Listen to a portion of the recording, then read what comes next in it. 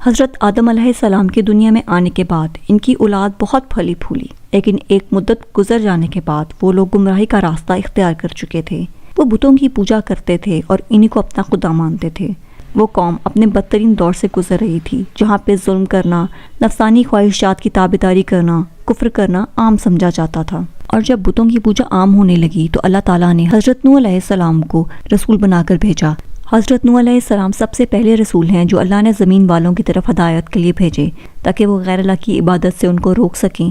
اور صحیح راستہ دکھا سکیں۔ حضرت نوح علیہ السلام نے ان لوگوں کو مختلف طریقوں سے دین کی طرف دعوت دی، لیکن یہ لوگ اپنی گمراہی اور بتوں کی پوجا میں ہر وقت مصروف رہتے اور نوح علیہ السلام کی مخالفت کرتے رہتے اور ان پر ایمان لانے والوں کی تذلیل کرتے۔ جب حضرت نوح علیہ السلام نے وہاں کے لوگوں کو کہا کہ اللہ کے سوا کسی کی عبادت نہ کرو اور مجھے تم لوگوں کے انجام سے خوف محسوس ہوتا ہے، تو کافروں کے سردار کہنے لگے کہ ہم تمہاری پیروی کیوں کریں کہ جبکہ تم ہم کو اپنے جیسے ہی انسان معلوم ہوتے ہو، اور تمہارے پیروکار یقیناً وہی ہیں جو ہم میں ادنا درجے کے ہیں اور جن کو ہم پر کوئی فضیلت حاصل نہیں۔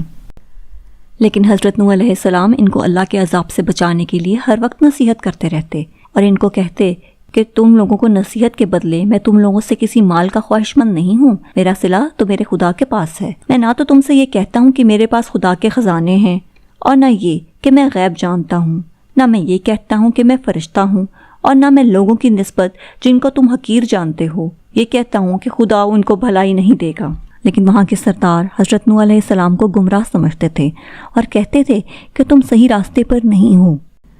اور جب حضرت نوح علیہ السلام نے دیکھا کہ میری قوم ہر طریقے اور ہر طرح سے تکلیف پہنچانے اور مخالفت کرنے میں ایڑی چوٹی کا زور لگا رہی ہے اور اب شاید بھلائی کی طرف آنے کی کوئی گنجائش باقی نہیں، تو وہ مایوس ہونے لگے، تو اللہ تعالیٰ سے ان کے لیے بد دعا کی اور اللہ تعالیٰ نے ان کی دعا کو قبول فرمایا۔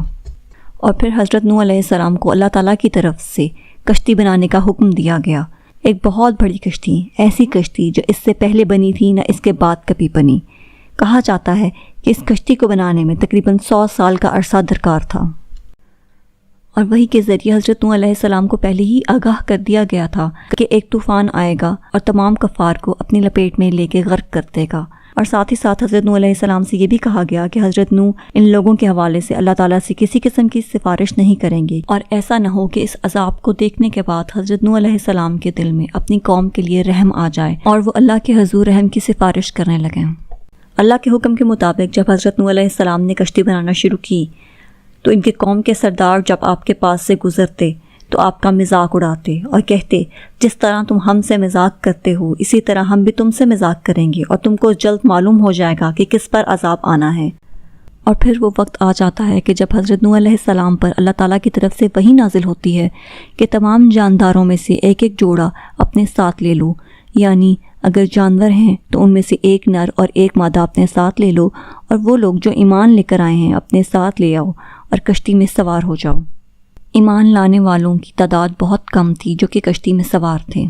اور جیسے ہی طوفان کی لہریں بڑھنے لگی تو حضرت نوح علیہ السلام کیا دیکھتے ہیں کہ ان کا بیٹا پہاڑ کی طرف بھاگا جا رہا ہے، تو انہوں نے اپنے بیٹے سے آواز دی کہ آؤ اور ہمارے ساتھ کشتی میں سوار ہو جاؤ اور کافروں میں شامل نہ ہو۔ اس پر وہ کہنے لگا کہ میں ابھی پہاڑ تک جا ملوں گا اور میں اس طوفان سے بچ جاؤں گا، جس پر نوح علیہ السلام نے کہا کہ آج خدا کا یہ عذاب ہے اور اس سے کوئی بچنے والا نہیں۔ یہ کہتے کہتے وہ دیکھتے ہیں کہ پانی کی لہریں ان دونوں کے درمیان حائل ہوتی ہیں اور وہ ڈوب کر رہ جاتا ہے۔ وہ طوفان ہر گلی ہر میدان میں سے نکل رہا تھا اور اس کی اونچائی پہاڑوں سے بھی اوپر جا رہی تھی، اور کوئی بھی ایسا کافر نہ تھا جو اس کی لپیٹ میں نہ آیا ہو۔ پانی کی رفتار ایسی تھی کہ وہ نہ درخت دیکھتی تھی نہ پہاڑ، ہر شے کو اپنی لپیٹ میں تیزی سے لیتی جا رہی تھی، اور جو لوگ یہ خیال کرتے تھے کہ وہ پہاڑ تک پہنچ کر محفوظ ہو جائیں گے، ان تمام لوگوں کے خیالات دھرے کے دھرے رہ گئے۔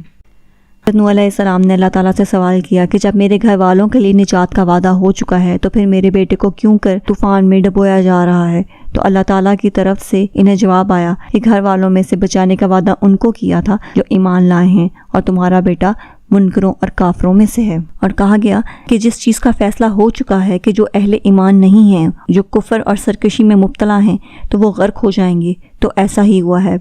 اور پھر جب روئے زمین پر پانی خشک ہونے لگا اور زمین پر چلنا اور ٹھہرنا ممکن ہوا تو اللہ تعالیٰ کی طرف سے نوح علیہ السلام کو حکم ہوا کہ کشتی سے اتر جاؤ، اور کشتی تیرتی ہوئی جودی پہاڑ پر جا پہنچی جو جزیرے کے پاس ایک مشہور پہاڑ تھا۔ مفسرین نے لکھا ہے کہ جب اللہ تعالیٰ نے طوفان کو ختم کرنا چاہا تو اس نے روئے زمین پر ہوا چھوڑ دی، جس سے پانی رک گیا اور زمین سے چشمے ابلنا بند ہو گئے اور پانی کم ہونا شروع ہو گیا، یہاں تک کہ بالکل خشک ہو گیا۔ اور کہا جاتا ہے کہ وقت حال معلوم کرنے کے لیے حضرت نوح علیہ السلام نے ایک کوے کو بھیجا۔ جب کوا کچھ عرصے تک واپس نہ آیا تو پھر حضرت نوح علیہ السلام نے ایک کبوتر کو بھیجا، اور پھر جب کبوتر کچھ عرصے بعد لوٹ کر آیا تو اس کے پاؤں پر آپ نے کچھ ایسی نشانیاں دیکھیں جس کے بعد آپ نے اس کو کشتی میں واپس رکھ لیا، اور پھر 7 دن بعد دوبارہ اس کبوتر کو بھیجا تاکہ صورتحال معلوم کی جا سکی۔ اور پھر جب وہ شام کو لوٹ کر واپس آیا تو آپ کو اس کا اندازہ ہو گیا کہ زمین کی سطح اب ظاہر ہو چکی ہے، اور کہا جاتا ہے کہ طوفان کے آنے سے لے کر زمین کے خشک ہونے تک تقریباً 1 سال کا عرصہ لگا۔ کہا جاتا ہے کہ آج روئے زمین پر حضرت آدم علیہ السلام کی جتنی قومیں آباد ہیں ان کو حضرت نوح علیہ السلام کے 3 بیٹوں کی نسبت سے منسوب کیا جاتا ہے۔ مفسرین کا کہنا ہے کہ نوح علیہ السلام کے 3 بیٹے طوفان ختم ہونے کے بعد پیدا ہوئے، اور اسی وجہ سے حضرت نوح علیہ السلام کو آدم ثانی بھی کہا جاتا ہے۔ اور پھر جب حضرت نوح علیہ السلام کی وفات کا وقت قریب آیا تو انہوں نے اپنے بیٹے کو فرمایا، میں تجھ کو 2 چیزوں کی وصیت کرتا ہوں اور 2 چیزوں سے روکتا ہوں۔ میں تجھے لا الہ الا اللہ کے ذکر کرنے کا حکم دیتا ہوں، کیونکہ اگر 7 آسمانوں اور 7 زمینوں کو ایک پلڑے میں رکھ دیں اور دوسرے پلڑے میں لا الہ الا اللہ کو رکھا جائے تو لا الہ الا اللہ کا پلڑا بھاری رہے گا۔ اور سبحان اللہ العظیم پڑھنے کا حکم دیتا ہوں، کیونکہ اللہ تعالیٰ کے تمام مخلوق اسی کے ساتھ اللہ کی تعریف بیان کرتی ہے اور اسی کے ذریعے پوری مخلوق کو روزی دی جاتی ہے۔ اور میں تجھے 2 چیزوں سے روکتا ہوں، ایک شرک اور دوسرا تکبر۔